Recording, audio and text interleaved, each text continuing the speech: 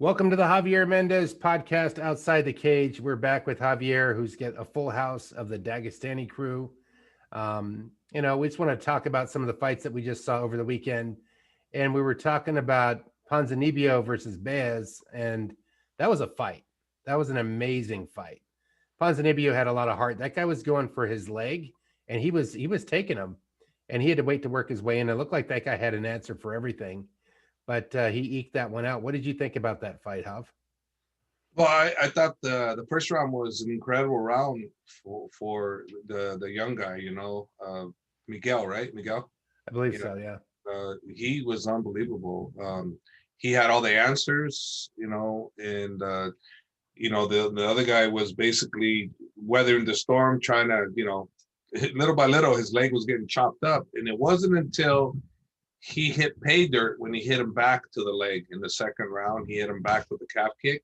And that's what opened up his hands. Before that, he wasn't worried about nothing. But then when he stopped chopping his legs up, you notice both of them, the calf kick was working on both of them. But when it was just one-sided, the fight was one-sided. When he started working the leg calf kick back, it became a war. Now it became, who wants it more? And apparently, you saw who wanted it more. So therefore, he got the victory. It was a close fight, though. It was very, very, very close. I did give it to Ponzinibbio because I think he did a little bit more, but it was a close fight.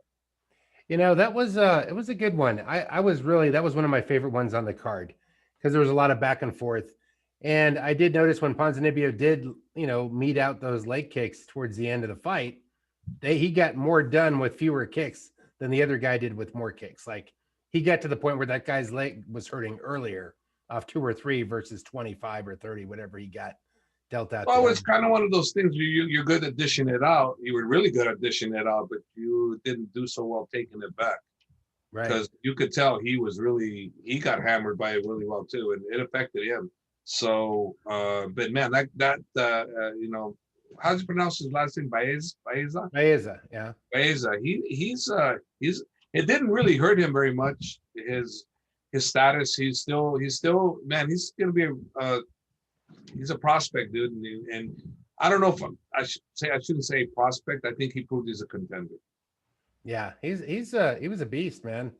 So Miguel Baeza and Santiago Ponzinibbio, that's our opinion on that. And then we go to the main title fight because that's really what stuck out in our minds, what I'm remembering from it over the weekend. But what did you think about Rosenstrike's power? I mean, when he knocked him down, he didn't hit him flush. He still dropped him. And then when he got him on the ground, 2 more strikes, and he split up his. It was lower and then upper on his face. I mean, unbelievable. And it happened so quick. I mean, people aren't probably paying attention to how he split his face up. But if you guys rewatch the fight, look and see. When he hit him with the punch, nothing, didn't split his face, nothing. When he hit him on the ground with 2 punches, he split his face two spots. And big cuts too, big cuts.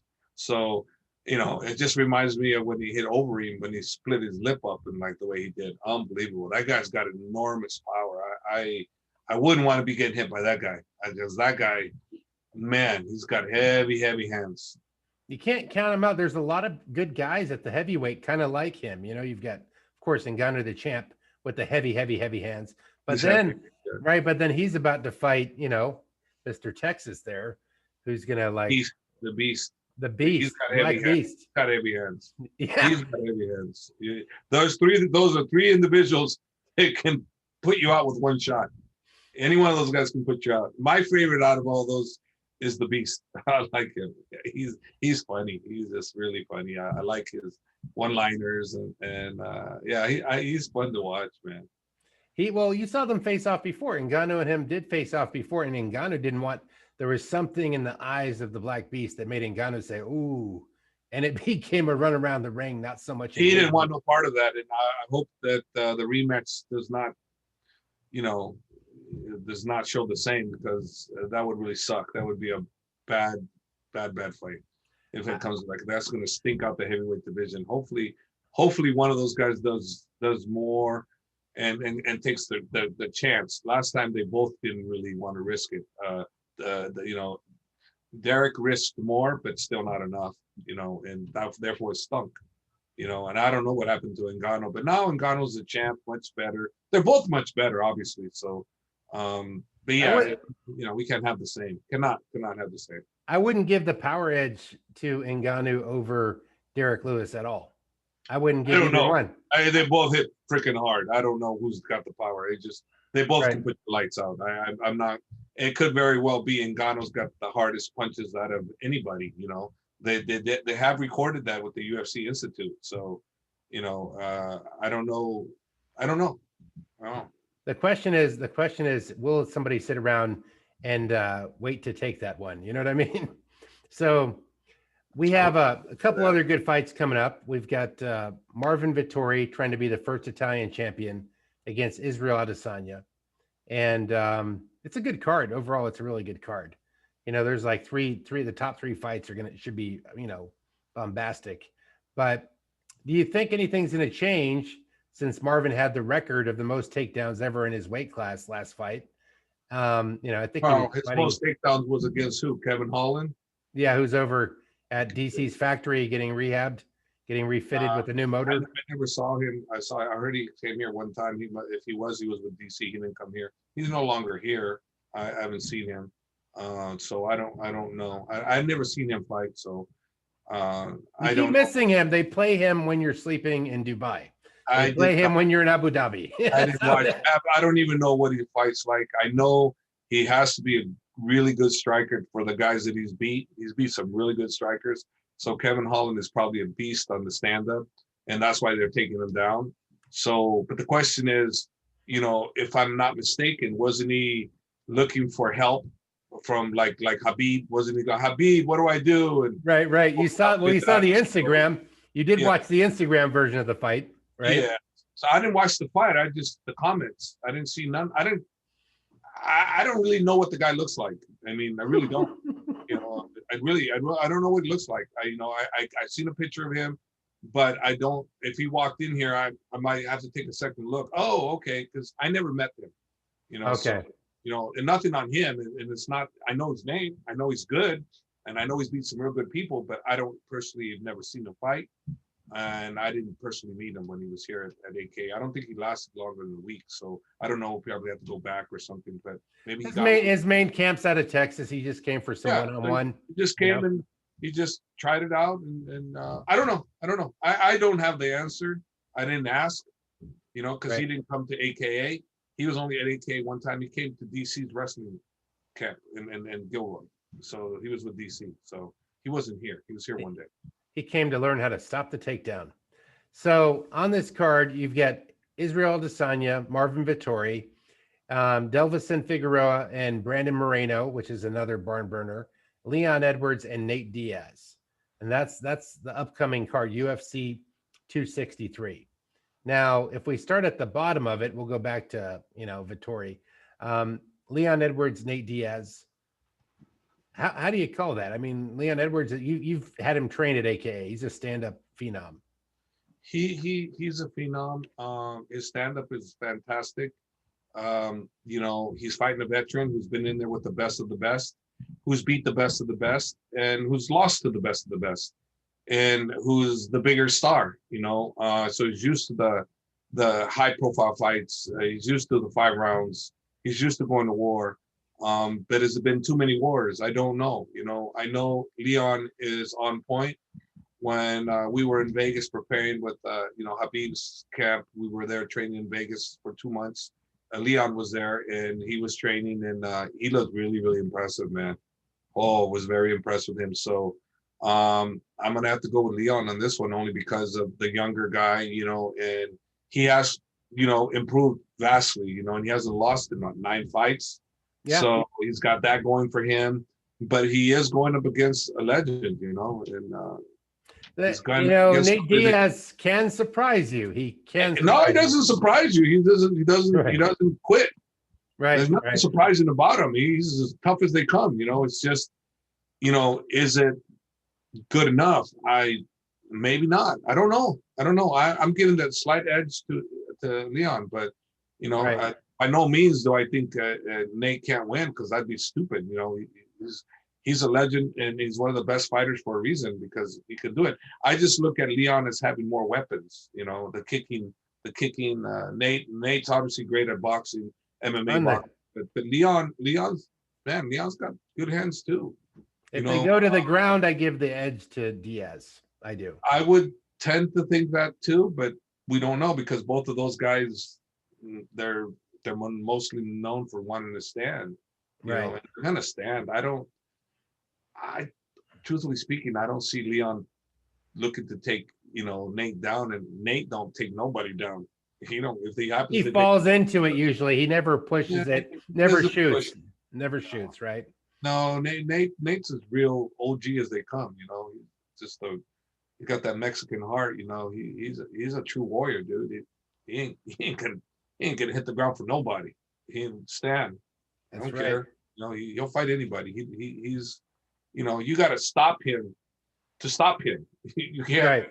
You're not going to do it by pitter patting him. You got to stop him. And can Leon do it? We'll see.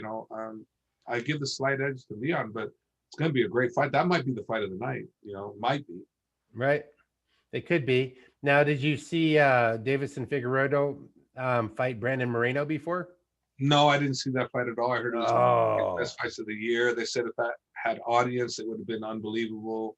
But I also heard that the champ got a point taken away from him for an illegal shot or so holding. I don't know what he did, but did something illegal. Got a point taken away, so the fight was a draw. So had that point not been taken away, it would have been the champ. I heard the champ was also very sick. I heard from friends of mine that were reliable that he was in the hospital, so he wasn't normal.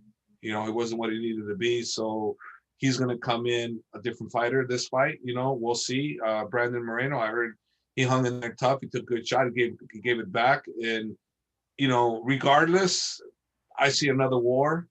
And at the end of the day, I'm thinking the champ's going to stay champ. The champ's a hard man. He did fight through that sickness. I remember he had the flu, still came in, had the point taken away. So that makes him the winner, sans point taken away if he decides not to make that mistake again. But Brandon Moreno showed some massive heart. He's amazing to watch.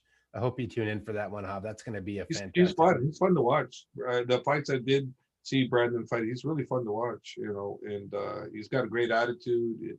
He brings a Mexican heart, courage and just everything, man. He let's go. You hit him, he's like, let's go. And, that's just who he is, and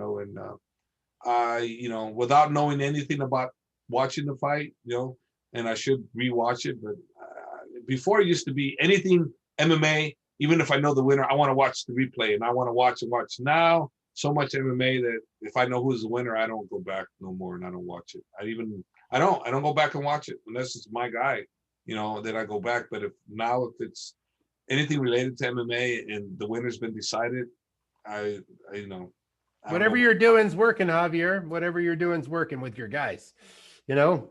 It's not because it's a fan. I don't do it because I'm looking to see how to make my coaching improve. No, as a fan, right? I don't watch him no more. As a fan, I'm not talking about scouting the guys. No, come on, I don't scout everybody. Only scout people that we're going to fight. Then I'll look at their video. But if we're not fighting you. I don't want to look at your video. Like if we was fighting Israel Adesanya, right? I love watching Israel. He's my favorite fighter to watch outside of my guys, But if we were fighting him, then I'd get all his videos, the most latest ones, and I'd watch them because I'd have to look and see where we could potentially, have an edge on him, or where we need to patch our holes up, where he can expose us. I would look at that. So, in this particular case, because I'm just a fan. As a fan, I don't watch it anymore. Unless it's live or I don't know the winner, then I'll watch. Well. That's I'm looking now at the title fight. Israel, Marvin Vettori. I like Israel, but I'd also like to see an Italian champion because I grew up in Italy. So, they haven't had anybody yet since the beginning of the UFC. A lot of countries have. Well, there's a few that haven't had a champion. I don't think Germany has, or Sweden has had one, I think, or close to one. No, close. Anyway, close. Yeah. There's a few countries that haven't been put on the map yet. Still, you're looking at Israel versus Vettori. Vittori's takedowns are better than they were. They're getting better. He sees that as the blueprint. If you watched, the light heavyweight fight, Look at that's all you my opinion. But, blueprint all you want. You're still talking about Israel Adesanya. That's not, it's not Kevin Holland, and I mean, you can feel. I mean, I did watch the first fight they had, and he did take him down. But how long did it last? Didn't last long, right. And Vettori couldn't take him down again, And so there was a kickboxing match. Well, if they go kickboxing again, I have to give the edge to Adesanya. On that edge, I'll agree with you. 185. There's nobody at 185 I feel can outpoint this guy. If you can't not take him to the ground and submit him, you're in trouble. Right.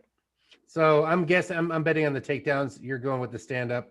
Stand up, I would agree. I don't think Marvin's better than Israel stand up. No, not at all. Too technical. Anybody can get knocked out, but as far as look, it'll have to be one of those scenarios like with the light heavyweight champ. He was losing, the third round, he took him down and then things changed, right? But he was losing. He was losing those 2 rounds. He was losing. Clearly, it was Adesanya's first and second round. I don't know what the judges were looking at, but it was clearly Adesanya's round until he got taken down.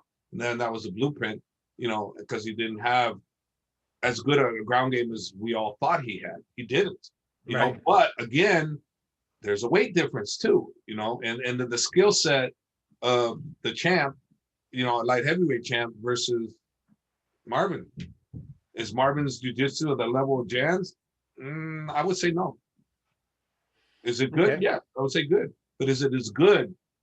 Does he have that extra weight that Jan had? No, he doesn't. No. So guess what? Anything's possible. I definitely I see Israel and still. Yep. Higher odds of that. The long shot is the grappling. The stand-up, I don't call a knockout for Vettori in this one. That's my take on the fight. That's what I see. I agree with you on what you said. So just pointing that part out. But now, how has it been with the guys? I've seen Islam. He's signing stuff, but he's also checking out his fan mail. We need more fan mail for him, man. Are you gonna Well, I have a big box, and I thought a lot of it was his fan mail. It turned out it was all Habib.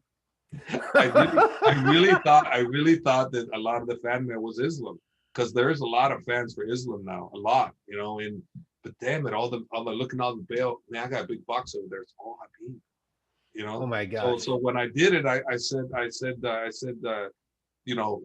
to Shai's boyfriend, Ron. I said, Ron, I go, give me the Islam mail. He goes, there is none. I go, what do you mean there is none? He goes, no, they're all Habib. I go, no, the Islam. He goes, no, they're all Habib mail. I went, oh, I guess they're all Habib mail. I don't know. I really thought Islam, had a whole bunch of mail, but he does get mail, but like no one gets mail like Habib. He was getting some last camp that they were there together. It's the same. It's the same. He's still getting stuff. But I can show you the stuff of Habib. It's a big difference. And maybe Usman will get some this time. We'll see. Usman's got some. Oh yeah? Yeah, he's got some. He does some. Manup's gotten some here. Zubaira, Umar. Yeah. They're all getting it. And actually, my Instagram post, a lot of people are, oh, we can send stuff. Give me the address. And I'm like, oh, okay. Bring it on. Go to Dagestan. Send it to Eagles MMA in Dagestan. It's a big hardship because you can't. What are you going to do with it? I can't open their stuff. They have to open their mail, and then the mail comes here, and sometimes it's here 6, 7, 8 months, bro. Yeah. What are we going to do? I mean, I can't. I mean, Habib's not here, so I mean, there's mail in my office that is probably a year old. What are the top 2 most interesting items mailed that you can recall over the time of fan mail that you've seen, whether they made it to the video or not?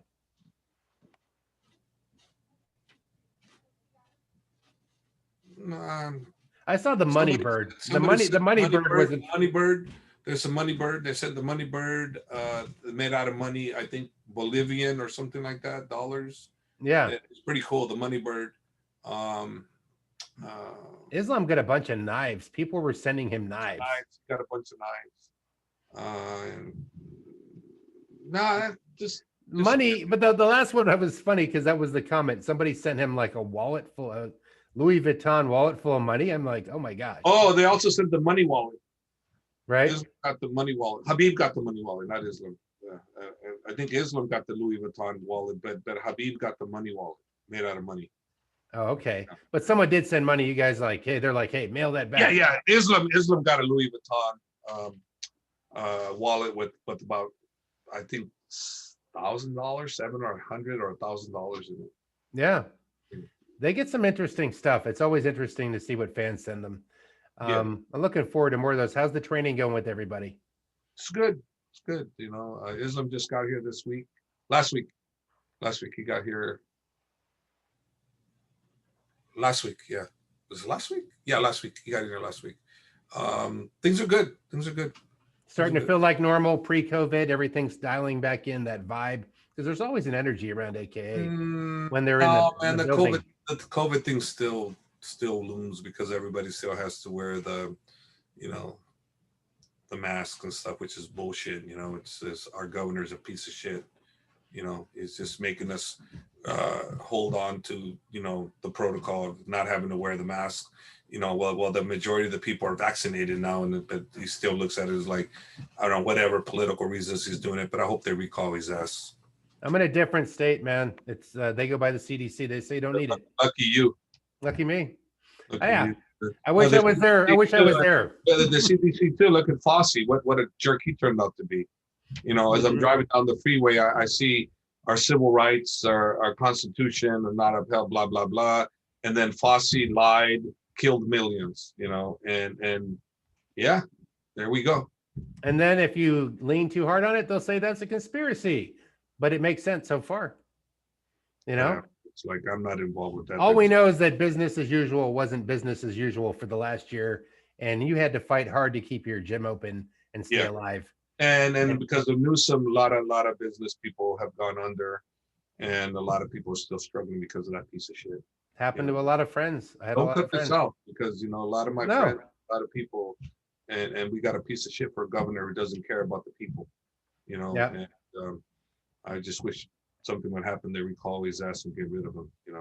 Him and his aunt. Yeah. And everybody, I've yet to meet one person that speaks highly about any one of those two. Yeah. It's people are either paying attention or they're chasing the wrong clickbait, but ultimately we saw people lose their businesses all around you. Around. Do they care? I had several friends. They don't care. It's their agenda. And you know what? I get it. I don't care about you. I care about me. Okay, fine. But your responsibility is to care about us.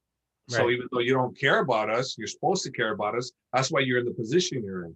Right. I get that you don't care about us, but your position is supposed to be to care about us. All as Californians, all of us that are here that voted for you or didn't vote for you. Yes, your responsibility, but you're not doing a good job at all, period. So I'm not a politician. I'm not trying to be into politics, but no, but when it impacts you at home, that's the only time you wake up to it, right? I just don't care for him. Right. To get rid of him tomorrow would be great. I'll show you my vote. I moved. That was it. And I got these sunglasses that you make me wear. By the way, everyone asks about the sunglasses. This was Javier's mandatory. He said, no more podcasts because you look at me all crazy. I need you to start wearing sunglasses. I want to see your eyes. You need to stand still too, because every time you move, your earphones, they disappear. Yeah, I've been jumping around too much. Yeah, the fans are going to pick on you for that. The disappearing ears. Yeah, that works. They're going to say, fix your damn background, dude. Your ears are disappearing. I'm working on it. I wish I could come out there and film for a week, but I've just been getting everything caught up over here. Maybe I will eventually. You guys get camp for another month? We leave July 10th. Okay, there's some time. I got to come back and pick up some stuff out there anyways, but thanks for coming on, Javier. People got some recap. Let's stay tuned for some more fan mail videos. And no, you can't open Habib's mail on purpose legally. No, I cannot open his mail, and that's not cool. I don't know what he's got. He's got a lot of mail, but I don't know what it is. And if you want to send fan mail, send it to AKA in San Jose. Easy to Google and find, or what's it? AKA kickboxing.com, AKA kickbox.com. AKA kickbox.com. You know, And then they can find the address. And there's Umar, Tahir, and it'll make more fun videos, and you'll actually see your stuff getting open.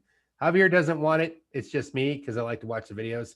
Javier doesn't want his room filled with mayo any more than it is. no, I don't.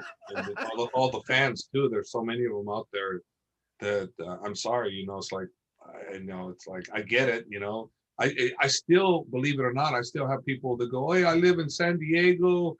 I want to come down. I want to take a picture with you in Islam. Can you please make that happen? And I'm like, you know, think about it, okay? It's a simple request, right? But think about this, okay?